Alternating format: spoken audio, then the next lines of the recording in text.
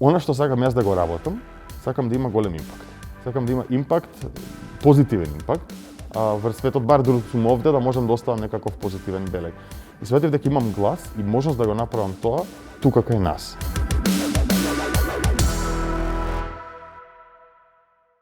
Горјан Јовановски, најуспешен млад иноватор во Европа. И сега се размислував кога те представам и викам, ќе те прашам, како е најдобро човек да те представи? Јас најчесто се дефинирам како софтверски инженер по струка и екоактивист по волја или по срце. Така што на тој начин се представувам пред луѓе. Луѓето најмногу те познаваат по апликацијата Мој воздух. Како започна целата таа идеја со Мој воздух?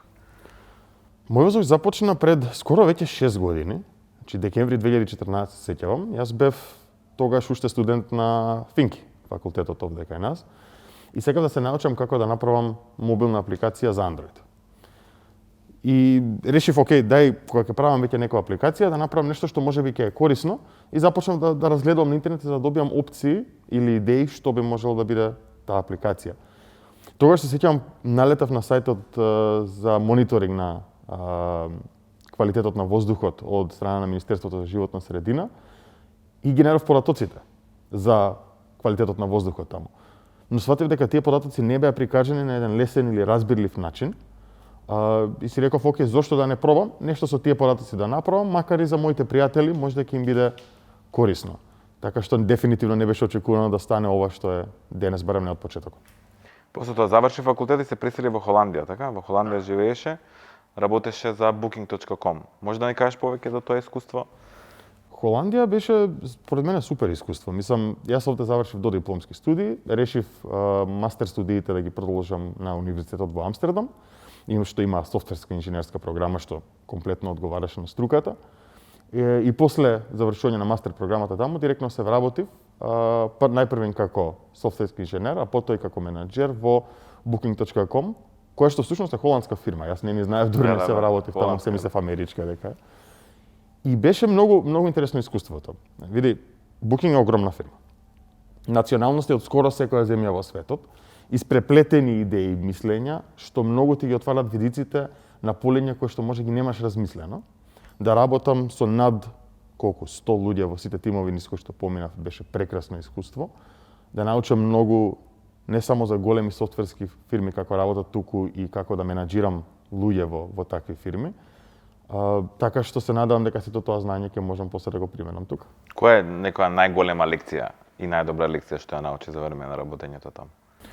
Научив дека шефот, нашиот што газдата или шефот, не треба да го изгуби човечкиот допир или човечкиот осет со вработените. Најчесто знаеме ние вработените кај нас да ги гледаме дали тоа би било како колеги само, но сваќам дека не се само колеги, туку тие се луѓе. Исто како нас, со живот, со приказна зад нив, и кога ќе може да ги согледаш како менаџер твоите вработени како луѓе, многу поблиска конекција се прави на тој начин и мислам дека една фирма многу повеќе може да просперира кога ќе има таква конекција меѓу вработените. И сеќавам, ние пиевме кафе пред почетокот на пандемијава, кога одлучи да оставиш работата во Холандија да се вратиш тука. И сега кога ќе се вратам вака наназад, се викам човеков остаи работа во најголемава глобална здравствена економска криза и реши да започне сопствен бизнис и да се врати во Македонија. Кој е тој пресврт кога си кажа, окей, доста беше од ова, сега сакам да се фокусирам и да создадам нешто мое? Мислам дека, како да беше, со тек на време јас многу учев во Холандија, далеку од тоа дека можам да кажам тоа беше залуден период. Но мислам дека веќе при крајот на мојата трета година таму почнав да сваќам дека она што сакам јас да го работам, сакам да има голем импакт. Сакам да има импакт, позитивен импакт, врз светот, бар дори сум овде, да можам да оставам некаков позитивен белег. И сватив дека имам глас и можност да го направам тоа тука кај нас. Затоа решив дека во Холандија ќе оставам за некоја друга прилика понатаму, можеби кога ќе отвориш на твојата фирма представништво во Холандија. Точно таму канцелариите кога имаме нови за тој регион, тогаш. Но решив да се вратам овде и да започнам сопствен бизнис овде, да отворам фирма и да се фокусирам целосно на Aircare, тоест Мој воздух по старо, да заживее и овде кај нас, ама низ цел свет. А имаше гласче у глава што те викаш што ги правиш со овие глупости, оставаш стабилна работа, се враќаш дома, сите бегаат од Македонија, ти се враќаш.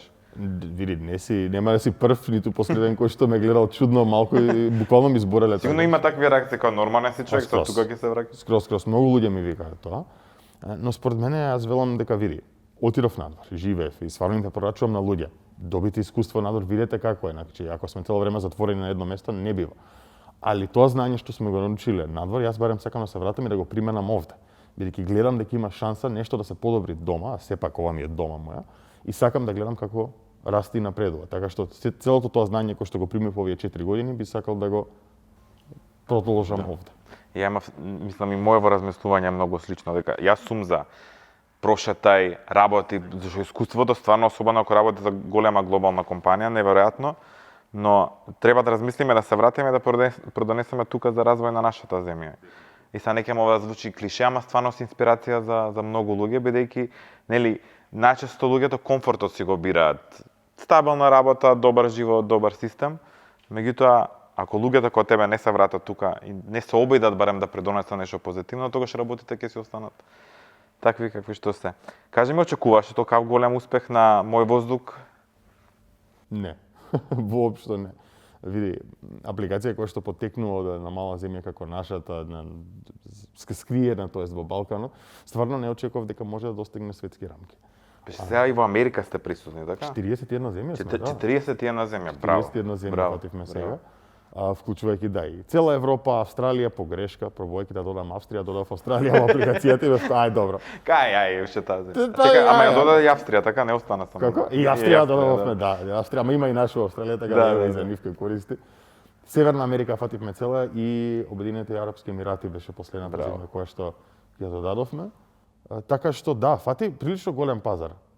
Посебно во Америка, во САД, каде што се случи летото секако и секое лето тоа се случува за жал кај нив, пожарите во Калифорнија. Да, да.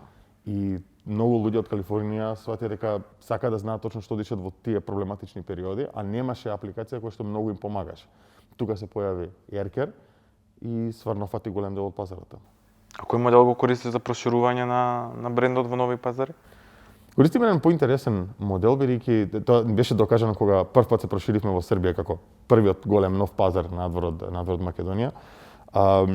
Збориме директно со локални невладени организации кои што се борат на тема чист воздух.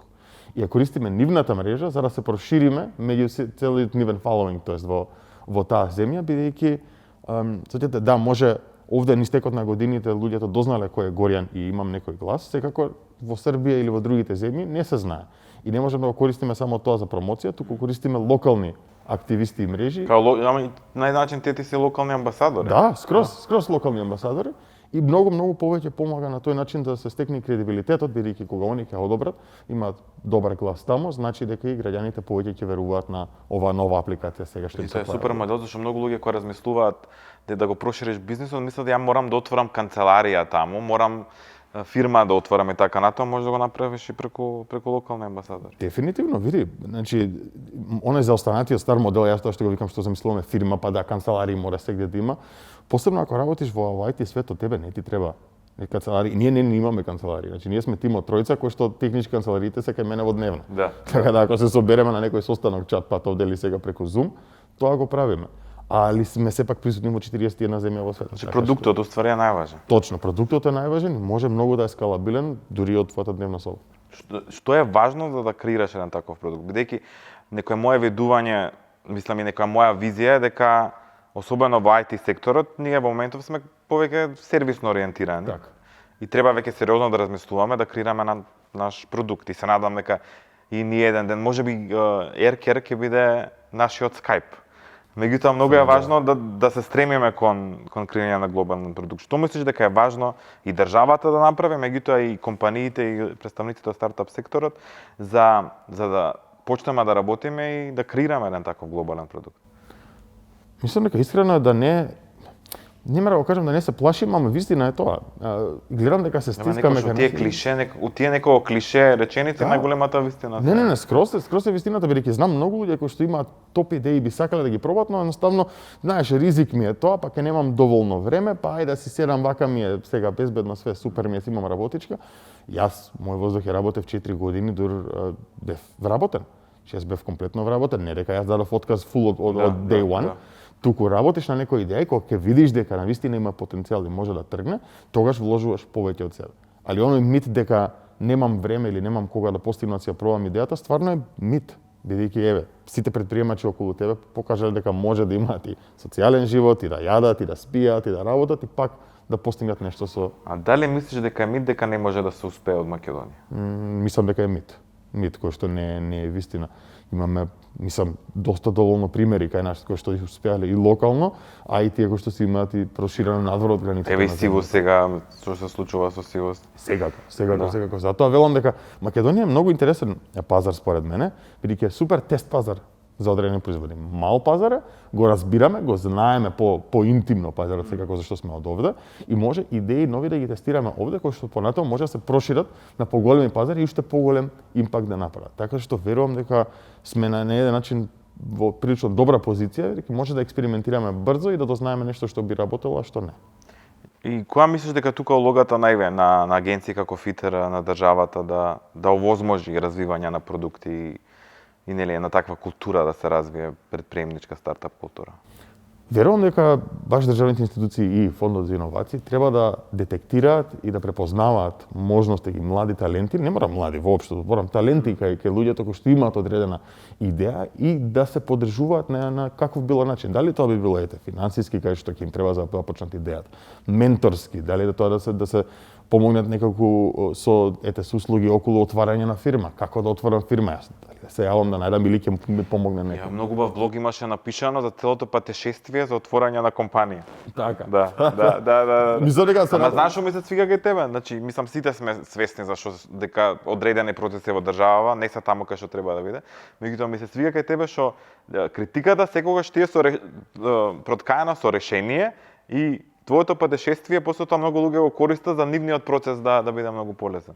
Искрено се надевам, мислам според мене, зашто секако јас сум и активист на страна, верувам дека во активизмот можеш да бидеш многу онака директен со решение. Значи едно е само да се плука и да се вели нешто не е во ред. Океј, не е во ред, да, може некој процес, ама еве како јас мислам дека може да го подобриме, дај да го искористиме ова. И мислам дека така многу попродуктивни би биле доколку постапуваме на тој начин. Браво. Кажи ми за наградава за најуспешен млад иноватор. Што значи за тебе? Стварно, искрено ти кажам дека е огромно признание кое што многу ми е мило дека беше доделено на нам, бидејќи бевме во надпревар со 15 други тимови низ цела Европа со прекрасни идеи за како тоа да помогнат на своето општество или животна средина. Дечките беа легендарни. Стварно, идеите кои што ги гледав со дронови, снимање на полиња, на помагање на земјоделци, не знам, имаше многу sci-fi идеи кои што беа таму и навистина ми беше мило што не само ги запознав дечките, туку имавме шанса и ние да бидеме одбрани како идеја со прилично голем потенцијал за да направи програма. Мене знаеш што ми беше некако, мислам, честитки за наградата и големо признание, меѓутоа ефектот што ја го почувствував тогаш, бидејќи знаеш во тие денови се политички многу теми се отворија, Фејсбукот ми беше полн со различни коментари, мислења од луѓе и одеднаш се појавуваш ти со наградава и некако за прв пат почувствував, пошто кај нас многу тешко е тоа, онака колективно луѓе да се радуваат за некаков за туги успех. Бидејќи сметам дека за навистина ние да бидеме успешни како земја и да поттикнеме стартап култура, дека мораме успехот да го користиме како инспирација, а не како некаков страф овој успеал, ја не сум успеал. Така да ефектот мислам на тоа е многу поголем мислам дека е самата награда. Ти благодарам. Не, мислам и тоа сакам да се знае кај нас дека ние треба да се поддржуваме едни на други. Значи имаме многу убава стартап заедница, мислам барем кај нас, значи тоа заедница што постои околу сите тие предприемачи или луѓе кои што би сакале да бидат или еве вакви институции како фондот. Според мене многу убаво да се дела од една таква заедница, бидејќи црпиш инспирација од други. И кога видиш дека некој друг успеал, тебе ти е драго, гордо и си велиш, окей, супер, еве ми предизвики мене. Сега ми инспирираш ти за јас да направам нешто нешто повеќе. Така што мило ми е што ете барем имаме таква заедница и на моменти може да се тргнеме од секојдневните проблеми, да речеме окей, има и кај нас можност да се направи нешто и може да се успее. Да, мислам земајќи во предвид дека можеби државата ние сега почнуваме да работиме на тоа стратегија за македонскиот стартап екосистем. Земајќи во предвид дека претходно сме немале некоја стратегија, мислам македонскиот стартап екосистем е супер развиен, дека луѓето развиваат супер идеи, дека мора да се поддржуваме еден со друг. Мислам тоа е единствениот начин за воиднина. Кажи ми за крај, твој совет за сите што размислуваат да отворат сопствена компанија, сопствен стартап? Не се плашете. Стварно не се плашете, личи комплицираност, ќе има процедури. И ако ви треба совет за отворање на фирма, Не смеам, не сум адвокат, после ќе ме решат, ќе ме тужат. да, имаше такви коментари. Имаше такви коментари. Да, најмање. Не, значи не се плашете, навистина не се плашете. Секоја идеја заслужува можност да се испробате.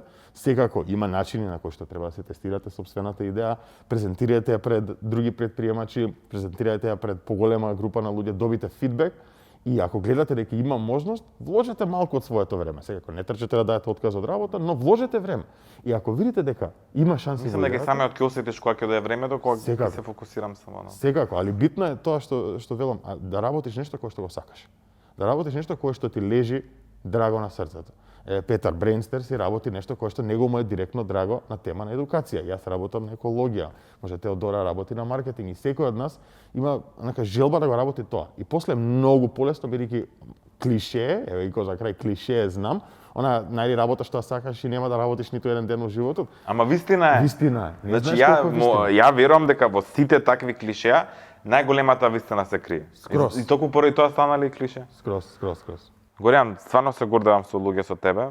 Продолжи да не инспирираш сите и ти посакувам да влезеш на секаде на светот и сегде вака да има македонско знаме да кажеме ова е македонски продукт. Ти благодарам многу, фала и се надевам дека и овде ќе имаме огромен успех и супер стартап заедница, бидејќи заслужуваме. Се гледаме.